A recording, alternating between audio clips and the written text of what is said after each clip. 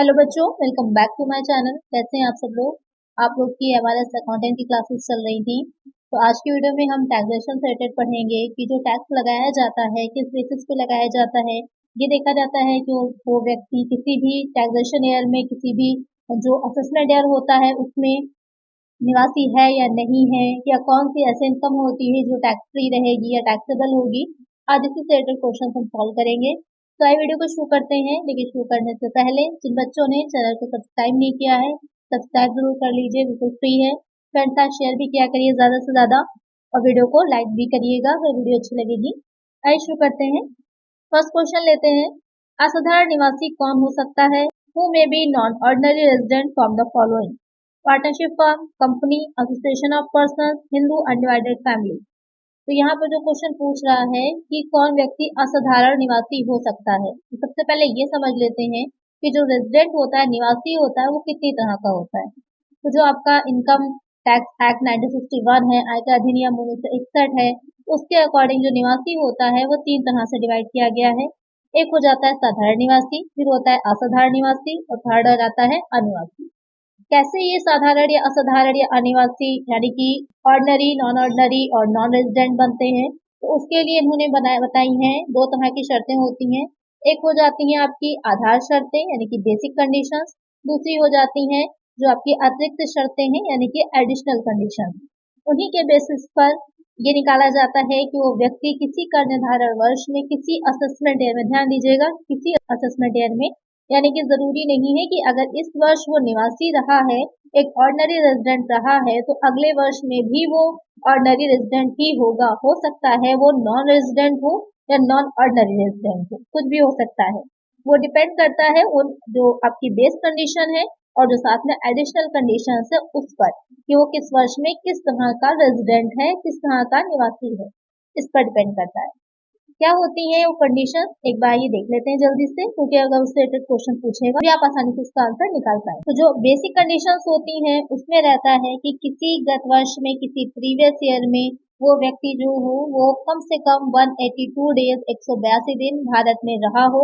यहाँ पर एक चीज का ध्यान दीजिएगा, लगातार कंटिन्यूस रहना जरूरी नहीं है। हो सकता है कि वो कुछ दिन रहा हो, उसके बाद वापस चला गया, फिर आके कुछ मंथ रहा या कुछ दिन रहा, ओवरऑल उसका उस प्रीवियस ईयर में 182 डेज रहना कंपलसरी है। और दूसरी शर्त हो जाती है जो बेसिक शर्त रहेगी कि जो गत वर्ष से यानी जो प्रीवियस ईयर से पहले के 4 इयर्स रहे होंगे उसमें टोटल मिलाकर के वो 365 डेज इंडिया में रहा हो, भारत में रहा हो, तो माना जाएगा। और गत वर्ष में यानी कि प्रीवियस ईयर में कम से कम 60 दिन में रहा हो। या तो आपकी दोनों शर्तें या तो दोनों में से कोई एक शर्त पूरी होना जरूरी होता है। तो ये हो जाएगा आपका बेसिक कंडीशन। दूसरा आ जाता है जो आपकी एडिशनल कंडीशंस होती हैं, अतिरिक्त शर्तें हैं। उसमें क्या रहेगा, अतिरिक्त शर्त में पहली शर्त होती है कि गत वर्ष यानी जो प्रीवियस ईयर है उसको छोड़ दीजिए, उससे पहले के, उससे भी पीछे जाएंगे हम, उसके पिछले के 10 इयर्स जो होते हैं, 10 साल जो होंगे, उसमें कम से कम टोटल मिलाकर वो 2 वर्ष 2 इयर्स भारत में रहा हो। 365 गुणे 2 कर दीजिए तो कितने दिन आ जाते हैं, हो जाएंगे आपके 730 दिन, यानी कि 730 डेज कम से कम भारत में रहा हो। ये पहली हो जाएगी उसकी जो अतिरिक्त शर्त होगी। ये जो अतिरिक्त शर्त है वो क्या हो जाएगी कि वो गत वर्ष को छोड़कर प्रीवियस ईयर को छोड़ दीजिए, उससे पहले के 7 जो इयर्स होंगे, 7 वर्ष जो होंगे, उसमें कम से कम 730 दिन ही भारत में रहा हो। ये 2 अतिरिक्त शर्तें हैं। इन्हीं के बेसिस से डिसाइड किया जाता है कि वो निवासी है, अनिवासी है या फिर असाधारण निवासी है। तो कौन आपका साधारण निवासी यानी कि जो आपका रेजिडेंट है, नॉर्मल रेजिडेंट है, वो होगा, वो हो जाएगा वो कम से कम गत वर्ष में निवासी तब माना जाएगा कि वो आधार शर्तों में से जो बेसिक कंडीशन है कम से कम उसमें से कोई एक शर्त को पूरी करता हो, और जो दोनों एडिशनल कंडीशंस थी, अतिरिक्त शर्तें थी, उनको भी पूरा करता हो, तब उसे हम साधारण निवासी मानेंगे।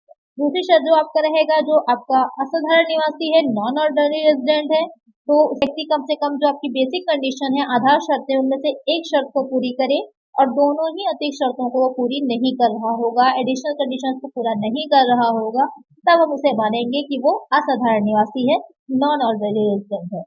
थर्ड आ जाता है आपका जो अनिवासी होगा, नॉन रेजिडेंट होगा, उसके लिए कि दोनों ही वो आधार शर्तों में से किसी भी शर्त को पूरा नहीं करेगा, एडिशनल की यहाँ वो बात ही नहीं आएगी, मेन वो बेसिक जो कंडीशन है उसको ही पूरा नहीं कर रहा होगा, तो वो अनिवासी हो जाएगा, नॉन रेजिडेंट हो जाएगा। तो ये हो जाएगा आपका कि इस बेसिस पर जो आपकी एडिशनल कंडीशन है बेसिक कंडीशन हो गई, और उनके बेसिस पर कब क्या माना जाएगा आपने समझ लिया। अब इससे रिलेटेड कोई भी क्वेश्चन अगर एग्जाम में आता है तो आप आसानी से सॉल्व कर लेंगे। इसको नोट भी कर लीजिएगा जो आपकी बेसिक कंडीशन और एडिशनल कंडीशन है, साथ ही कब किसको क्या माना जाएगा, कब आधार शर्तें पूरी होने पर क्या मानेंगे, या आर्थिक शर्त भी हो रही है, साथ में अगर सिर्फ आधार शर्त ही पूरी नहीं हो रही तो वो क्या हो जाएगा। चलिए बात है अपने क्वेश्चन पर। आपका क्वेश्चन जो पूछ रहा था कि असाधारण निवासी कौन हो सकता है, तो यहाँ पर एक तो पार्टनरशिप फर्म, कंपनी या फिर जो एसोसिएशन ऑफ पर्सन है, तीनों ही असाधारण निवासी नहीं होते हैं। लेकिन जो आपका हिंदू अनडिवाइडेड फैमिली है जिसे HUF भी शॉर्ट में बोलते हैं, वो आपका असाधारण निवासी नॉन ऑर्डिनरी रेजिडेंट हो सकता है। तो एक आंसर होगा हमारा ऑप्शन डी। नेक्स्ट क्वेश्चन लेते हैं। एक सरकारी कर्मचारी को जो भारत का नागरिक है विदेश में सेवा करते समय भारत सरकार द्वारा दिया गया वेतन, salary payable by the government of India to an Indian citizen for services outside in India, is taxable in India, is not taxable in India, is includable in the total income for rate purposes only, none of these.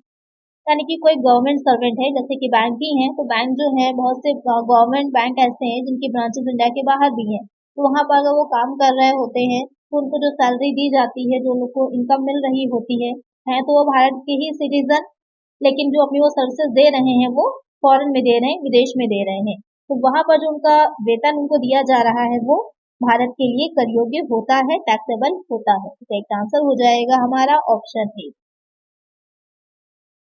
Next question है, निवास स्थान के आधार पर करदाताओं को किन भागों में बांटा गया है। What are the classes of an assessee on the basis of their residence. अभी मैंने आपको ये डिटेल में समझाया था कि कितने उस पे बांटा गया है, कितने प्रकार के होते हैं, कितने टाइप्स के होते हैं। Indians and foreigners, resident Indians and non resident Indians, resident not ordinary resident and non resident person, firms and companies. तो अभी जो मैंने आपको बताया है कितने तरह से बांटा जाता है, तीन तरह के होते हैं। एक आपका निवासी हो जाएगा रेजिडेंट, असाधारण निवासी नॉट ऑर्डिनरी रेजिडेंट, फिर हो जाएगा अनिवासी यानी कि नॉन रेजिडेंट। ये तीन टाइप्स के होते हैं। तो सही आंसर होगा हमारा ऑप्शन सी। नेक्स्ट क्वेश्चन है, भारत में उपार्जित आय कर योग्य होती है। Income accruing in India is assessable for all assessees, resident in India, not ordinary resident in India, non resident in India. तो क्वेश्चन में कह रहा है कि जो भारत में उपार्जित यानी कि एक ऐसी इनकम है जो भारत में ही उपार्जित जो हुई वो इंडिया में ही हुई है। जैसे कि कोई बाहर जॉब कर रहा है लेकिन बाहर उसको वो इनकम मिली तो उपार्जित वो इंडिया के बाहर मानी जाएगी, लेकिन बाद में उसने इंडिया में भेजी तो वहां पर कंडीशंस अलग अलग हो जाती हैं कि किस तरह के बिजनेस से है, क्या वो उस बिजनेस का कंट्रोल इंडिया से है। जैसे कि अभी हमने क्वेश्चन देखा था पहले कि वो भारत सरकार की ही कोई उपक्रम में किसी इंटरप्राइजेस में किसी बैंक में काम कर रहा था, उसको वहां इनकम मिल रही थी तो उसको हम मान रहे थे कि यहाँ इंडिया में टैक्सेबल होती है। लेकिन अगर बाहर ही उपार्जित हो रही है, किसी बाहर की ही कंपनी में वो लगा हुआ है, उसके बाद में वो इंडिया में भेज रहा है तो वहां पर वो टैक्सेबल नहीं होगी। यहाँ पर जो क्वेश्चन में कह रहा है कि भारत में ही उपार्जित है तो किसके लिए कर योग होगी, उस सभी करदाताओं के लिए, ऑल एसएससीज के लिए कर योग होगी, टैक्सेबल होगी। इसका आंसर हो जाएगा ऑप्शन ए। नेक्स्ट क्वेश्चन है, निवास स्थान के आधार पर करदाताओं को कितनी श्रेणियों में विभाजित किया गया है। On the basis of residence the assessees are divided into how many categories, 2, 3, 4, 5। यहाँ पर कितनी कैटेगरीज में इसको विभाजित किया गया है, जल्दी से आप लोग कमेंट करिए। अभी मैंने समझाया आप लोग को डिटेल में, आप लोग कमेंट नहीं करते हैं। जो भी क्वेश्चन मैं पूछा करूँ उसके आंसर कमेंट किया करिए आप लोग। यहाँ पर बताइए मुझे कि कितने कैटेगरीज में इसको डिवाइड किया गया है। और एक चीज का और ध्यान रखिएगा, जो नागरिकता होती है, सिटीजनशिप होती है, वो अलग होती है और रेजिडेंशियल स्टेटस जो होता है वो अलग होता है। जरूरी नहीं है कि कोई व्यक्ति जो भारत में नागरिक है, जो भारत में सिटीजन है, उस वर्ष को रेजिडेंट भी माना जाए, निवासी भी माना जाए, ऐसा जरूरी नहीं होता। क्योंकि सिटीजन होने के लिए आपको भारत का नागरिक होना, भारत की नागरिकता होना आपके पास इम्पोर्टेंट होता है। आप वोट दे सकते हैं, आप भारत के नागरिक कहलाते हैं। लेकिन जो रेजिडेंट होता है वो जरूरी नहीं होता कि भारत का नागरिक हो, सिटीजन हो सकता है कोई विदेशी है, फॉरेनर है, यहाँ आके रहा और जो एडिशनल कंडीशन थी या बेसिक कंडीशन थी उसने वो पूरी करी, वो फुलफिल करी, तो यहाँ पर उसको इंडियन जो भी इनकम बनेगी उस पर टैक्स देना पड़ेगा। लेकिन जो सिटीजन होगा, जो नागरिक होगा, वो यहाँ रह तो रहा है लेकिन अगर उसकी इनकम पर या रेजिडेंशियल स्टेटस के अकॉर्डिंग वो इंडिया में उतने दिन नहीं रहा कि उसे टैक्स देना पड़े, तो उसे टैक्स नहीं देना पड़ेगा, भले ही उसकी नागरिकता भारत की हो। नेक्स्ट क्वेश्चन है, पाकिस्तान में कृषि से आय कर योग्य है। Agriculture income in Pakistan is accessible for resident, non ordinary resident, non resident, not taxable. तो कोई इनकम जो कृषि आय होती है, एग्रीकल्चर इनकम होती है, आपको पता है इंडिया में एग्रीकल्चर इनकम जो होती है टैक्स फ्री होती है। लेकिन अगर पाकिस्तान में कृषि से आय उसे मिल रही है और उस वर्ष वो इंडिया के लिए रेजिडेंट है, निवासी है, तो यहाँ पर उसकी आय क्या होगी, सिर्फ निवासी के लिए ही कर योग्य होगी और किसी भी तरह उसको इंडिया में टैक्स नहीं देना है। लेकिन उस वर्ष अगर वो इंडिया में निवासी होता है, रेजिडेंट माना जाता है, तो उसे अपनी एग्रीकल्चर इनकम जो कि पाकिस्तान में हो रही है उसका भी टैक्स इंडिया में देना होगा। पाकिस्तान में कोई भी कंट्री हो सकती है। इसका एक आंसर हो जाएगा ऑप्शन। नेक्स्ट क्वेश्चन है, एक भारतीय नागरिक जो गत वर्ष में रोजगार हेतु विदेश जाता है, निवासी के लिए भारत में कम से कम ठहरना होगा यदि उसकी कुल आय जो विदेशी स्रोतों से आय को छोड़कर गत वर्ष के दौरान 15 लाख तक हो। A citizen of India who goes abroad for the purposes of employment, he must stay in India to become a resident for at least if his total income other than income from foreign sources up to rupees 15 lakh during the previous year, 182 days, 90 days, 60 days, 180 days. तो यहाँ पर निवासी के लिए सीधे तौर पर पूछा है, तो निवासी होने के लिए पहले इम्पोर्टेंट जो है कि वो जो बेस कंडीशन है, जो बेसिक कंडीशन है, आधार शर्तें वो पूरी करता हो। जब वो पूरी करता होगा तभी उसको निवासी माना जाएगा। उसके बाद हम एडिशनल के बारे में सोचेंगे। पहले हमें बेसिक कंडीशन देखनी है। तो बेसिक कंडीशन के लिए जो कह रहा है कि गत वर्ष में रोजगार हेतु विदेश को गया था, किसी फॉरेन कंट्री में गया था, लेकिन भारत में निवासी होने के लिए इनकम उसकी 15 लाख से अबव है, टैक्सेबल हो रही है इंडिया में, उसको टैक्स देना चाहिए। एग्जम्प्टेड जो इनकम है उससे ज्यादा है, लेकिन कम से कम वो कितने दिन होना चाहिए, 182 डेज रहा हो, कम से कम 182 दिन जब वो भारत में रहेगा तभी वो बेसिक कंडीशन को पूरा कर पाएगा। इसका आंसर क्या होगा हमारा, ऑप्शन ए।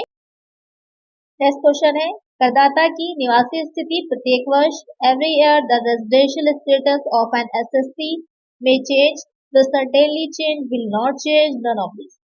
तो यहाँ पर क्वेश्चन में कह रहा है कि निवासी स्थिति जो होती है, जो रेजिडेंशियल स्टेटस होता है, क्या हर वर्ष बदल जाता है। जैसे कि अभी मैंने आप लोगों को नागरिकता के बारे में बताया, सिटीजनशिप के बारे में बताया। जो सिटीजनशिप होती है, नागरिकता चेंज नहीं होती है। आपकी हो सकता है पूरी लाइफ टाइम अगर आप इंडिया में ही रह रहे हो तो इंडियन ही रहेंगे, भारत की नागरिकता रहेगी। किसी और कंट्री में जाके रहने लगते हैं तो वहीं की नागरिकता अगर आप ले लेते हैं, वहीं की सिटीजनशिप ले लेते हैं, तो आपको भारत की नागरिकता छोड़नी पड़ेगी। तो यहाँ पर क्या रहेगा कि एक व्यक्ति नॉर्मली अगर हम बात करें नॉर्मल कंडीशंस में, तो वो लाइफ टाइम अपना वो भारत का ही नागरिक रहेगा, इंडिया का ही सिटीजन रहेगा। लेकिन जो करदाता होता है, रेजिडेंशियल स्टेटस है, वो हर वर्ष क्या हो सकता है, बदल सकता है, चेंज हो सकता है। अगर वो पूरे वर्ष इंडिया में रहा ही नहीं है, फॉरेन कंट्री में ही रहा है, तो उसे इंडिया में कोई कर नहीं देना पड़ेगा, वो अनिवासी माना जाएगा, उसे कुछ भी नहीं चुकाना पड़ेगा। लेकिन अगर वो आता जाता रहा है, तब हम ये देखेंगे कि वो बेस कंडीशंस को या जो जो बेसिक कंडीशंस हैं या जो एडिशनल कंडीशंस हैं उनको पूरी कर रहा है या नहीं कर रहा है, तो उसके अकॉर्डिंग हम उसको टैक्स लगाएंगे। तो क्या होता है, हर साल पर ईयर चेंज होती रहती है, तो निवासी स्थिति क्या होगी, बदल सकती है। तो इसका आंसर क्या होगा हमारा, option A, may change. Next question है, एक कंपनी गत वर्ष में नहीं होती, a company doesn't become the following in the previous year, ordinary resident, non resident, not ordinary resident, resident. काफी अच्छा क्वेश्चन है। एक जो कंपनी होती है किसी भी गत वर्ष में क्या नहीं होती है, तो वो असाधारण निवासी नहीं होती, नॉट ऑर्डिनरी रेजिडेंट नहीं होती। अभी आपको क्वेश्चन मैंने पहले भी थोड़ा सा अलग तरीके से पूछा था, जो पहला क्वेश्चन था आपका कि असाधारण निवासी क्या होता है, तो वहां पर आपका कंपनी भी ऑप्शन में थी, लेकिन कंपनी आंसर नहीं था, आपका हिंदू अनडिवाइडेड फैमिली आंसर था। वही आपका थोड़ा सा घुमा करके क्वेश्चन को पूछा गया है कि एक कंपनी गत वर्ष में क्या नहीं हो सकती, तो वो असाधारण निवासी नहीं हो सकती। एक आंसर हो जाएगा ऑप्शन सी। नेक्स्ट क्वेश्चन है, विदेश में व्यापार से आय जो भारत से नियंत्रित नहीं है, कर योग्य है। Income from business in foreign country not control from India is taxable in case of ordinary resident, not ordinary resident, non resident, all of this. यहाँ पर क्वेश्चन में कह रहा है कि एक इस तरह के बिजनेस से हमें किसी फॉरेन कंट्री में, विदेश में इनकम हो रही है, इनकम मिल रही है जो भारत से नियंत्रित नहीं है, यानी कि जिसका मैनेजमेंट भारत से नियंत्रित नहीं है। जैसे कि अभी पहले क्वेश्चन जो मैंने लिया था, जो गवर्नमेंट एम्प्लॉय था, किसी बैंक में काम कर रहा है, तो उसका मेन जो हेड ऑफिस है वो तो इंडिया में ही है ना, तो इंडिया से कंट्रोल हो रहा है, वो इंडिया में जो रूल्स एंड रेगुलेशन है उन सबको फॉलो कर रहा है। लेकिन अगर इंडिया में है ही नहीं, कोई बाहर का ही कंपनी है, वहीं वो काम कर रहा है, इंडिया से उसको कोई लेना देना नहीं, जैसे एमएनसीज होती हैं, जो मल्टीनेशनल कंपनीज होती हैं, आप कहीं बाहर जाकर के जॉब कर रहे हो तो वो इंडिया से कंट्रोल नहीं है, वहीं की कंपनी है, किसी और देश से कंट्रोल है, तो वहां पर जो इनकम जनरेट उससे हो रही है, मिल रही है, किसके लिए टैक्सेबल होगी, किस तरह के जो करदाता है या जो एसएससी है उसके लिए टैक्सेबल होगी, तो वो सिर्फ आपकी जो ऑर्डिनरी रेजिडेंट होगा, जो साधारण निवासी होगा, उसी के लिए ही टैक्सेबल होगी, बाकी किसी के लिए भी टैक्सेबल नहीं होगी। तो एक आंसर हो जाएगा ऑप्शन ए। नेक्स्ट क्वेश्चन है, इसमें से कौन सी आय कर मुक्त है? State which of the following income is exempted from tax? Agriculture income in Kolkata, interest on government securities, income from salary, capital gain. तो क्वेश्चन में कह रहा है कि इसमें से कौन सी इनकम जो है वो एग्जेम्प्टेड होगी टैक्स से। तो यहाँ पर जो कृषि आय होती है, जो एग्रीकल्चर इनकम होगी, इंडिया में किसी भी तरह की आपकी एग्रीकल्चर इनकम होगी वो कर मुक्त हो जाती है। तो एक आंसर होगा हमारा ऑप्शन ए। बाकी जो आपकी इंटरेस्ट ऑन गवर्नमेंट सिक्योरिटीज है वो भी, और पूंजीगत लाभ या वेतन सहाय, तीनों ही क्या होंगी, टैक्सेबल होती है। तो एक आंसर होगा हमारा ऑप्शन ए। नेक्स्ट क्वेश्चन है, कर मुक्त आयों का उल्लेख आयकर अधिनियम की किस धारा में किया गया है? In which section of the income tax act exempted incomes have been mentioned? Section 10, section 80C, section 30, section 2।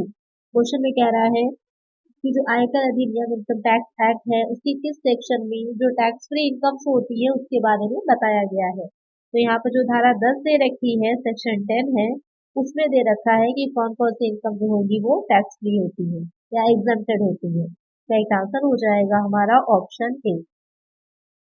Next question है, संसद सदस्य को प्राप्त होने वाला दैनिक भत्ता होता है। The daily allowance received by A member of parliament is exempt, taxable, to be included in total income for tax purpose, none of these। तो क्वेश्चन में कह रहा है कि जो संसद में सदस्य होते हैं, जो पार्लियामेंट के मेंबर होते हैं, उनको जो डेली अलाउंस मिलता है, जो दैनिक भत्ता मिलता है, वो क्या होगा, टैक्स फ्री होता है, टैक्सेबल होता है, या इनकम में ऐड किया जाता है। तो यहाँ पर जो दैनिक भत्ता उनको दिया जाता है वो क्या होगा, कर मुक्त होता है, एग्जेम्प्ट होता है, बहुत बेनिफिट मिलते हैं, बहुत से एडवांटेज भी मिलते हैं। करेक्ट आंसर होगा ऑप्शन ए।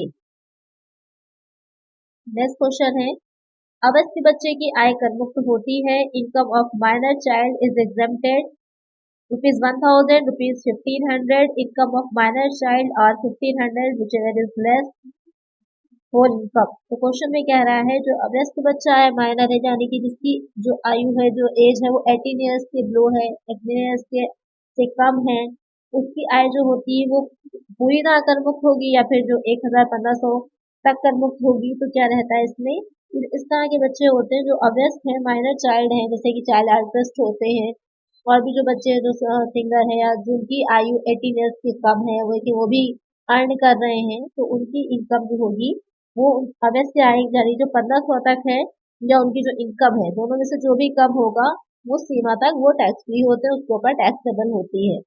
तो उनकी इनकम जो होती है, जो उनके पेरेंट्स की इनकम होती है, उसी में ऐड कर ली जाती है, उसी पर टैक्स लगता है। तो यहाँ पर करेक्ट आंसर होगा ऑप्शन सी।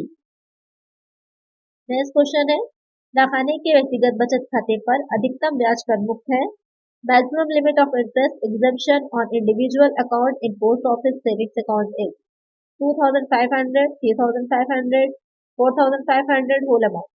क्वेश्चन में कह रहा है कि जो पोस्ट ऑफिस में आपने अगर सेविंग अकाउंट को ओपन करवाया है, तो उसमें जो इंटरेस्ट मिल रहा है वो किस सीमा तक, कहाँ तक आपका टैक्स फ्री होगा, एग्जेम्प्टेड होगा।